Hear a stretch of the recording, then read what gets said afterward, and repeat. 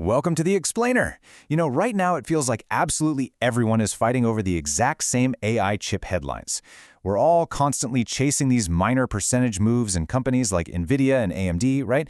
Every single time a new model drops or a processor is announced, the market goes into an absolute frenzy. But, well, beneath the deafening noise of all that software and silicon hype, there's actually a massive silent problem quietly growing.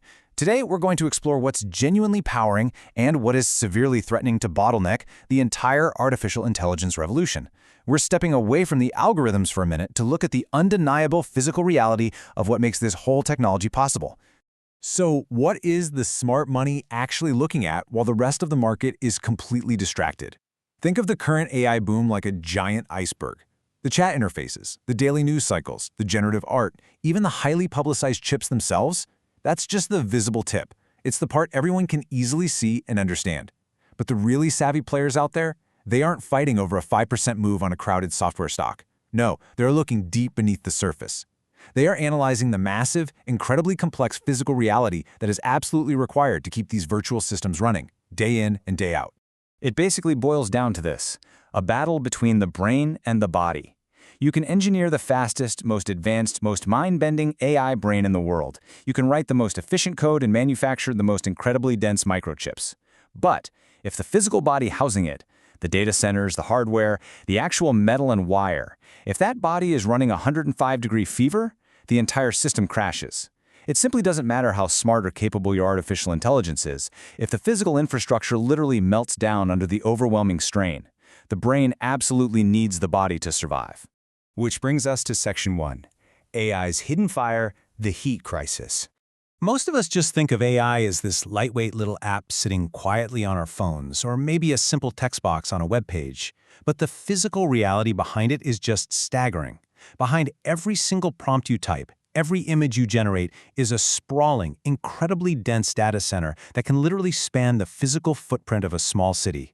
We are talking about thousands upon thousands of GPUs packed tightly into server racks, running at absolute maximum capacity 24/7. And all that immense computation doesn't just pull electricity from the grid, it creates a staggering, almost unimaginable amount of extreme, localized heat. To put that into perspective, by the year 2035, a single, next-generation AI data center is projected to consume as much electricity as the entire city of Los Angeles. Just let that scale sink in for a second. We're talking about taking the power required to run millions of homes, massive skyscrapers, traffic lights, hospitals, the whole shebang, and routing all of it into one single facility. When you start pumping that immense, city-sized amount of electrical energy into a confined physical space, the thermodynamics change completely. We are entering entirely uncharted territory for human infrastructure here. It is, frankly, a thermodynamic nightmare.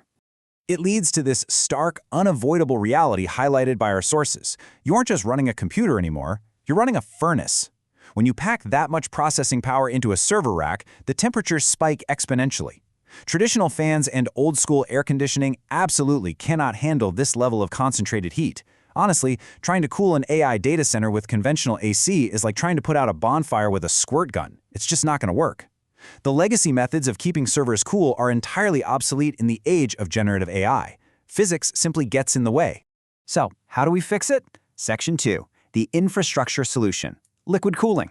You see, when high-performance chips get too hot, they possess a built-in survival mechanism. Basically, they have to drastically slow themselves down to prevent permanent physical damage and melting. In the industry, this is known as performance throttling. To stop this from happening, the entire tech sector is being forced to pivot to liquid cooling. It's an essential thermal management system that allows these incredibly dense chip clusters to run continuously at peak performance. Water and specialized liquids transfer heat significantly faster than just blowing cold air over a piece of metal. Without highly effective liquid cooling, those incredibly advanced AI chips you read about every day, well, they become nothing more than very, very expensive overheating paperweights.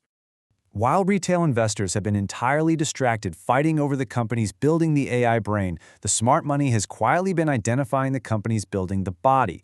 Enter Vertiv, trading under the ticker symbol VRT. They've quietly emerged as a dominant force in this exact arena. They aren't trying to build the next large language model or anything like that. Instead, they specialize in engineering these vital liquid cooling and complex thermal management systems. In the context of the AI boom, they are effectively manufacturing and selling the shovels in this modern gold rush, making sure the whole operation doesn't literally catch on fire. Moving one layer deeper. Section 3. The foundational layer, the copper deficit. Because here's the thing. Building these massive liquid-cooled facilities and upgrading the vast electrical grids required to deliver a city's worth of power to them doesn't just happen out of thin air.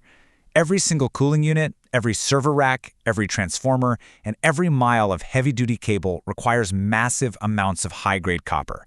And right now, the world is facing a severe, multi-year structural deficit for this highly specific raw material. Mines take decades to permit and build, but the AI demand is happening right now, today. If you believe in the AI infrastructure boom, the undeniable need for copper emerges as this essential, inescapable parallel reality. This creates a fascinating, totally interconnected ecosystem of foundational players. You have companies like Vertiv handling the localized thermal systems inside the buildings, sitting right alongside heavy hitters in the raw material space, like Freeport-McMoRan and Southern Copper, who supply the physical metal for the grid infrastructure outside the buildings. These are your low-headline, high-performing alternatives to the volatile tech hype stocks. They don't really generate viral news cycles or have flashy product launches. They are quite literally the physical bedrock of the AI ecosystem. Without them, the whole digital world simply stops spinning. Now, how do the pros actually navigate this? Section 4. The Swing Trader System, Rules of Engagement. Navigating this kind of rapidly expanding, highly volatile infrastructure space requires strict mechanical discipline, not ego. It starts with setting a firm caution light at a 10% loss to monitor a position really carefully. But if a trade drops 20 to 25%, it's an immediate, complete abandonment of the position. No holding on, no rationalizing, and absolutely no hoping for a magical bounce back. From there, the remaining 70% of the capital is protected and systematically reallocated into new plays. It's a philosophy built entirely on preserving capital and cutting losses mechanically rather than letting stubbornness or emotional attachment wipe out an account.